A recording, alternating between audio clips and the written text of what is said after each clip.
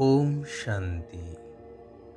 सद्गुरु सत्शिक्षक सत्य पिता निराकार परमात्मा शिव पितांकर सत्यनिष्ठ आत्मिक संतान मानंकु हृदयर सहित ईश्वरीय शुभ अभिनंदन, सुस्वागतम, सुप्रभात।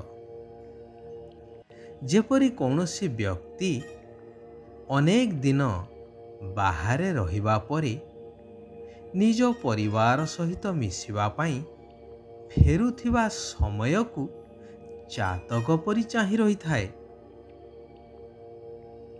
दिन जेते जेते पाखे आसु थाए मनरे उमंग आउ उत्साह सेते सेते बढ़ी चली थाए। परिवार सदस्य, साई पड़िशा, सांग साथी समस्तंकर चेहरा मानसपट को चली आसंती। एपरिकी गाँ भूईर दृश्य भी आखि आगरे नाची उठे।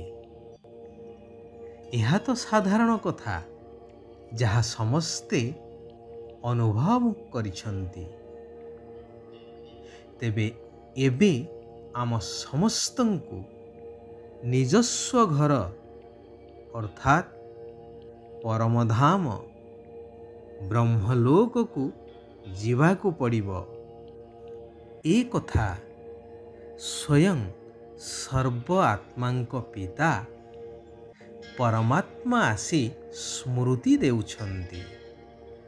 कहुछंती कि हे मोर आत्मिक संतानगण, एबे घर को फेरी जीवाकु हेबो।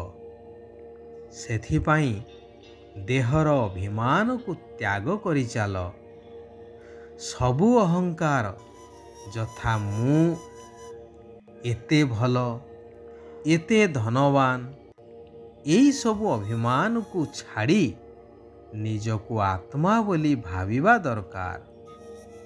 जेहेतु द्वापर जुगरु तुमे माने आत्मार स्मृति को भूली निजको शरीर भावी शरीरर बंधन रे एपरी छंदी होई जाइछ आहो फेरिबार बाट पाउनाह। जेभली मूसा जंता भितरे पशी तो जाउछि किंतु शत चेष्टा सत्वे मध्य से बाहर को बाहरी पारुनाही, ठीक सेही भली। तेणु भगवानंकर श्रीमत हेउछि निजको ज्योतिर्बिंदु निराकार आत्मा भावी निराकार अशरीरी परमात्मा शिव पितांकु मने पकई चाल। तेबे देह अहंकार कारणरू आत्मारे जन्म जन्मांतररू जो पापर बोझ अछि ताहा समाप्त होई आत्मा दैवी गुण संपन्न होई जीव। निजर बहुत श्रेष्ठ भाग्य निर्माण होई जीव।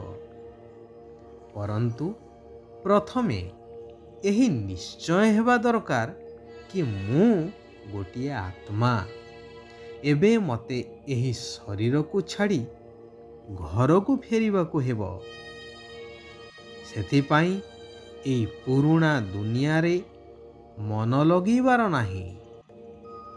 शिव बाबा आमको पाठ पढ़ौछंती एवं निज साथी रे घर को मध्य नहीं जिबे। तेणु तांकरी श्रीमत रे ही आमको चालिबाकू हेबो। श्रीमत अनुसारे चाली निजर तथा निजर मित्र संबंधी मानकर मध्य कल्याण करियाकू पड़िबो। जेउ माने श्रीमतरे चालू नाहंती बा जेउ मानंकु पढ़ेला बाला ईश्वर पितांको उपरे निश्चय नाही कि विश्वास नाही, सेमाने कौनसी कामर नुहंती। कारण अनेक जन्मरू मनमत परमत गुरुमत आदि रे चाली चाली बुद्धि भ्रष्ट होई पत्थर बुद्धि होई जाइछंती। ଏବେ ଏହି ଶ୍ରେଷ୍ଠ ମତରେ ନ ଚାଲିବା ଦ୍ୱାରା ନିଜର ଭାଗ୍ୟକୁ ନିଜେ ହରେଇ ବସିବା ସାର ହେବ। ଯେଉଁ ଈଶ୍ୱର ପିତାଙ୍କୁ ଅନେକ ଜନ୍ମ ହେଲା ଡାକି ଆସିଛେ, ସେହି ପିତା ଏବେ ଆସି ଆମମାନଙ୍କୁ ମନୁଷ୍ୟରୁ ଦେବତା କରୁଛନ୍ତି। ଏହାର ମହତ୍ତ୍ୱକୁ ଉପଲବ୍ଧି କରି ନିଜର ଭବିଷ୍ୟ ଭାଗ୍ୟକୁ ଶ୍ରେଷ୍ଠ କରିବା ପାଇଁ ଘର ଗୃହସ୍ଥରେ ରହି ସବୁକିଛି ନିମିତ୍ତ ହୋଇ ସମ୍ଭାଳି ବୁଦ୍ଧିକୁ ପରମାତ୍ମାଙ୍କ ସହିତ ଲଗେଇ ରଖିବା ବୁଦ୍ଧିମାନିର କାର୍ଯ୍ୟ ଅଟେ। ମହାମନୀଷୀମାନେ କହିଛନ୍ତି, କାଲିର କାର୍ଯ୍ୟ ଆଜି ଏବଂ ଆଜିର କାର୍ଯ୍ୟ ଏବେ କରିବା ଦରକାର। କିଏ ଜାଣେ ଏହି ସମୟ ଆଉ ମିଳିବ କି ନ ମିଳିବ। ଭଗବାନ କହୁଛନ୍ତି, ଏହି ସୃଷ୍ଟି ନାଟକରେ ହାର ଜିତ୍ ଦୁଃଖ ସୁଖର ଖେଳର ଅବଧି 5000 ବର୍ଷ। ପରନ୍ତୁ ଶାସ୍ତ୍ରରେ ଏହାକୁ ବହୁତ ଲମ୍ବା କରି ଲେଖିଦେଇଥିବାରୁ ସମସ୍ତେ ଆଜି ଭ୍ରମିତ ହେଉଛନ୍ତି। ଉଦାହରଣ ସ୍ୱରୂପ ଏହି କଳିଯୁଗର ଆୟୁଷକୁ ଶାସ୍ତ୍ରରେ କୁହାଯାଇଛି କି ଆହୁରି 40,000 ବର୍ଷ ବାକି ରହିଛି କଳିଯୁଗକୁ। ଥରେ ଚିନ୍ତା କରନ୍ତୁ ତ ଏହି କଥାର ସତ୍ୟତା ବିଷୟରେ। ଯେତେବେଳେ କି ବିଶ୍ୱ ଆଜି ଦୁଃଖ, ଅଶାନ୍ତି, ଭୟ ଅଗ୍ନିରେ ଛଟପଟ ହେଉଛି, ବୈଜ୍ଞାନିକ ଦୃଷ୍ଟିକୋଣରୁ ହେଉ, ଧାର୍ମିକ ବା ଆଧ୍ୟାତ୍ମିକ ଦୃଷ୍ଟିକୋଣରୁ ହେଉ ବା ସାମାଜିକ ବିଧି ବ୍ୟବସ୍ଥା ଦୃଷ୍ଟିକୋଣରୁ ହେଉ, ଏ କଥା କେହି ମଧ୍ୟ ସ୍ୱୀକାର କରିବେ ନାହିଁ କି ଏହି ସୃଷ୍ଟିର ଏବେ ଅନ୍ତିମ ସମୟ ଉପନୀତ।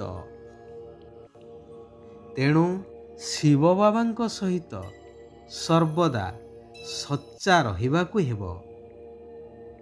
କିଛି ବି ଲୁଚେଇବାର ନାହିଁ। ବହୁତ ରାଜକୀୟତା ପୂର୍ବକ ଏବଂ ବୁଦ୍ଧିମାନ ହୋଇ ଚାଲିବାକୁ ହେବ।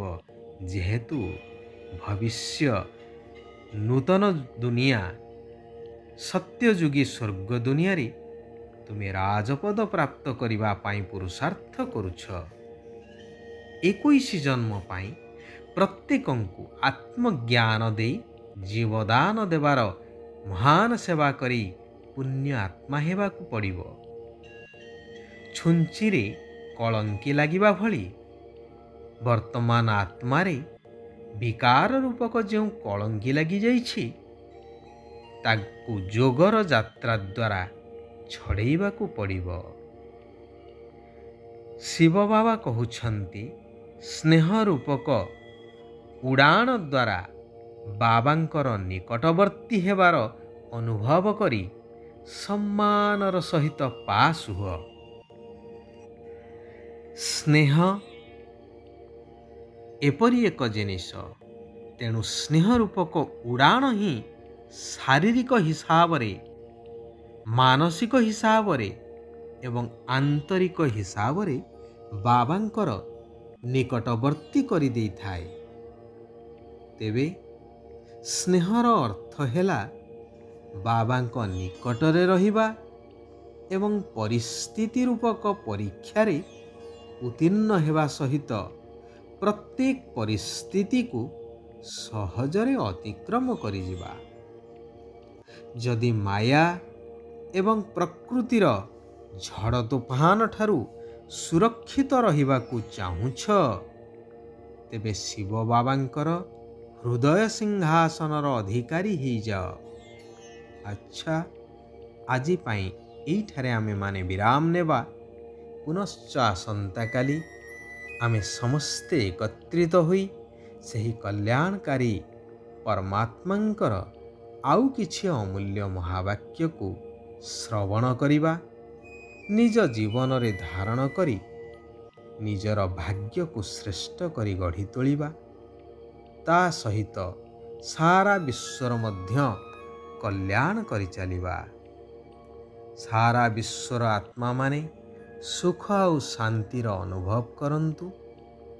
ओम शांति, ओम शांति, ओम शांति।